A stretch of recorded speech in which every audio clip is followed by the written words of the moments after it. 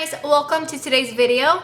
This video is going to be an entire workout from start to end. I wanted to show you guys everything that I do when it comes to my warm-ups, my mobility work, my stretching, my activation exercises, and how I'm splitting up my workouts right now. This video is almost 20 minutes long, and yes, it's all workout footage. So if you guys like these type of videos, let me know, and maybe I will film something similar for my upper body days and for my ab days. So let me know in the comments below if you guys like this video and you guys want more like this, because it is very long. The workout you guys are going to be watching today is from this morning's workout. Today is Thursday, April, I don't remember the exact date, but I will put it on the screen.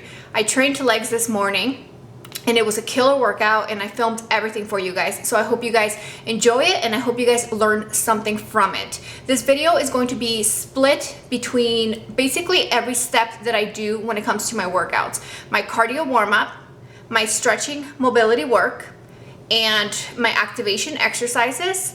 And then my workout is split between heavy compound movements, supersets, and plyometrics. And I finished the video with some foam rolling and stretching that I do after leg workouts. So I hope you guys enjoy. We're gonna get right into the workout. Part one is going to be the cardio warm-up. First one is kind of like a high knee in a way. So it's just, you know, you step, step, step, but you bring your knee in higher and you lean forward just a tad bit. By doing this, you're really activating your hamstrings and your glutes instead of your quads. And then I moved on to side stepping. So I just basically focused on pushing through my heel with the leg that is facing sideways, and that really activates the side of my glute. Then I move on to skipping a step with a kickback, really focusing on leaning forward, keeping my core tight, and really kicking back and activating my glutes. I repeat the entire cycle for a total of 5 to 10 minutes. Right after my cardio warm-up, I like to stretch if I need to. I don't hold the stretch for longer than 10 to 20 seconds, and that is because I'm really trying not to tear any muscle fibers before I start training. Dynamic stretching is basically what you want to do prior to working out, but if you are really tight, doing some light stretching before your dynamic stretches might help you. I just hold the stretch for maybe 20 seconds max. Right here, you guys are watching a 10-second hold just because I really wanted to make the video shorter. But usually I hold it between 10 to 20 seconds. And I do the parts that are tight, like my hamstrings, my glutes, my quads, and my hips. Moving on to dynamic stretching. I always start with, I don't know what you guys would call these. I guess they are like toe touches. This really stretches out my hamstrings, opens up my chest, and warms up my shoulders. Right after that one, I move on to the one that opens up my hips and stretches out my glutes. I don't know the name of this. I think it's called a pigeon stretch. I might be wrong, correct me if I am, but I think it's called the pigeon stretch. And then right after that, I move on to butt kicks for my quads. This really just stretches them out and warms them up. After quads, I do my inner thighs, and I like to do side to side lunge. And I also like to do a lateral lunge with kind of like a leg kick. And this just really warms up my hips and stretches out my inner thigh. And I finish with torso twist to really warm up my core. All the reps and sets are going to be listed in the description below for you guys, so just make sure to check it out before you try this workout. Right after dynamic stretching, I move on to my activation exercises. The first activation exercise that I always do is a monster walk. I like to go forward, backward, and then side to side. You guys are not seeing all the reps that I do just because I didn't want to film everything, but I usually do 10 steps forward, 10 steps back, 10 to the side, 10 to the other side. Really focusing on kind of pushing my toes out so I can really activate my glutes and the side of my glutes. Right after the monster walks, I like to do a couple of good mornings. I do anywhere between 5 to 10. Right now, You guys are just seeing 5, but I think I did 10 earlier today. But I like to do that in between the monster walks and the crab walks. So right after the good mornings, I move on to basically the same thing as the monster walk, but with the band on above my knees, and I bend my hips and lean back a little bit, and I just go forward and back, side to side. When I go side to side, I bring my knee up, and that really just activates my glutes more than if I was to just do side to side. Again, all the reps and amount of sets that I did will be in the description below. After the monster walks and the crab walks, I move on to hip thrust. I do single leg first. I do 10 to 15 reps in each leg, and then I do hip thrust with both of my legs, and I just basically go until I can't anymore. Then finish with seated abductors with a band.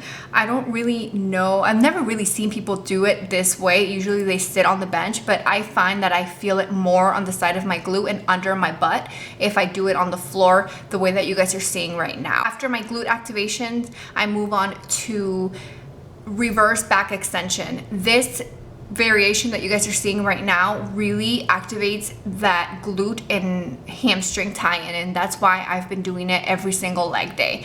I put the band around my ankles and I make sure to keep tension, and I just do, you know, like leg raises. I do 10 to 15, and then I bring my, I don't know how to explain it. I bring my heels in and kind of make like a triangle with my feet, and then I do leg raises, but it's only like a quarter rep, and that really just activates like the under butt, like where you hold most of the fat. Well, at least girls usually hold fat down there, and that's where your glute and hamstring tie-in is. I start my workout with some heavy single sets. Today I started my workout with rack pulls. This is basically a Romanian deadlift, and it will hit you all in the back of your hamstrings, your glutes, and your lower back. I did a total of 7 sets. 2 sets were warm-up sets, and then the last 5 were my working sets with 150 pounds. I did 5 sets of 12. Right before I start the movement, I always make sure to activate my hamstrings, and that is what you guys saw at the beginning, where I kind of like touched my hamstrings to make sure they were activated, and then I just start the exercise. For this exercise, you want to make sure that you are putting the entire weight on your heel and really pushing with your hamstrings and thrusting the bar at the top of each rep. This will keep your glutes activated. Like always, make sure that you keep your core tight and your neck in line with your spine. This is to prevent injury, so make sure that you are doing that properly. If you are lifting too heavy and you find yourself breaking form, just lower the weight and really focus on form and muscle-mind connection.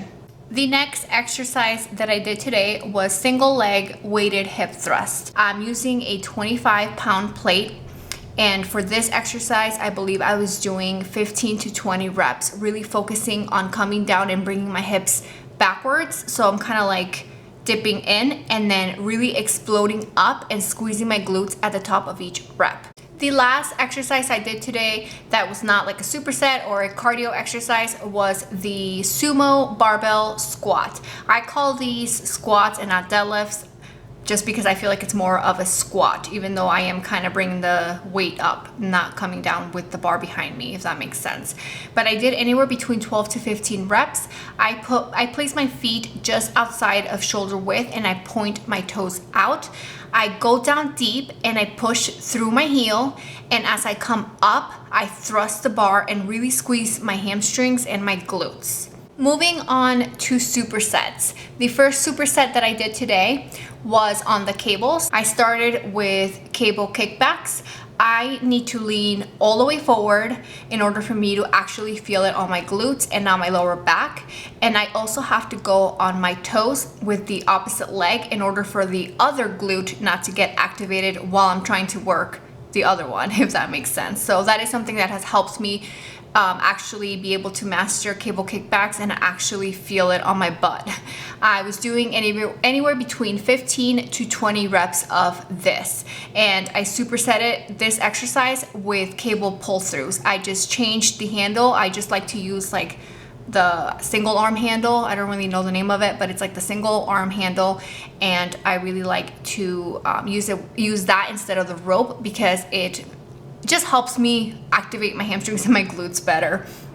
For this exercise, I personally prefer to do it with more of a straight leg and not a bend in the knee, because if I bend my knees, I tend to feel it on my quads. So I keep my knees comfortable, not locked, but I keep them comfortable, so like a slight bend. The next superset is for, again, hamstrings and glutes. I started with banded bridges on the ball, and I was doing 20 reps, and then I moved on to hamstring curls with a band, and I did that till failure. I was getting anywhere between 5 to 10 reps with the band, and then I would remove the band and I would go again until failure.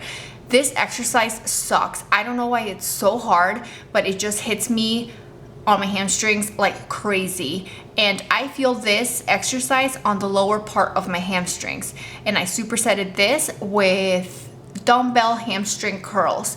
The dumbbell hamstring curl really hits the top of my hamstring, and that is why I like supersetting these two. I did anywhere between 15 to 20 reps of each exercise. And again, all the sets and everything will be down below.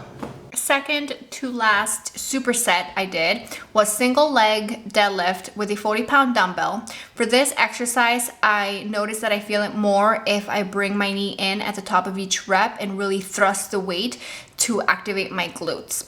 When I go down, I just make sure to push my hips back and feel that stretch on my hamstrings, and then I push through my heel and then come up, bring my knee in, squeeze my glute at the top of each rep. I supersetted this exercise with 3 other movements. The next one I did was a sumo goblet squat. I bend my elbows just a little bit so I can go deeper with the dumbbell. I go down as deep as I can. I always make sure to keep my hamstrings and my glutes tight the entire time. I push through my heel and squeeze my glutes at the top of each rep. The next exercise, actually the next 2 exercises, are straight leg deadlifts. The first one is a sumo stance, and the last one is closed narrow stance. For this exercise, I like to bring the dumbbell forward and bring my hips back. This just really activates my hamstrings and my glutes. Last superset in today's workout was for my calves. I'm using 25 pounds on each side, and I am on the Smith machine. This is where I feel it the most. So this is where I like to do my calf exercises. I do 15 to 20 reps, and I like to do my toes straight, my toes out, and my toes in. So it's basically 3 exercises, and that is why I'm calling this a superset. I do 15 to 20 of each in a row, and then I rest, and then that is basically 1 set. And I did about 3 sets of this. I realize that I have not mentioned all the reps and all the sets, but like I said, I will write down everything in the description below so you guys can check it out.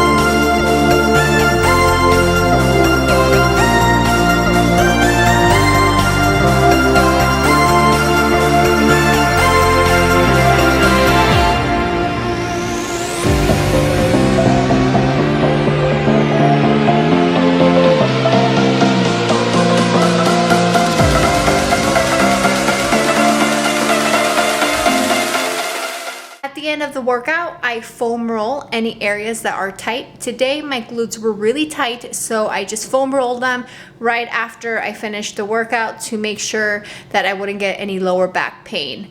I like to use this type of foam roller. I don't like the ones with the spikes. That one just hurts me. This one is perfect for me.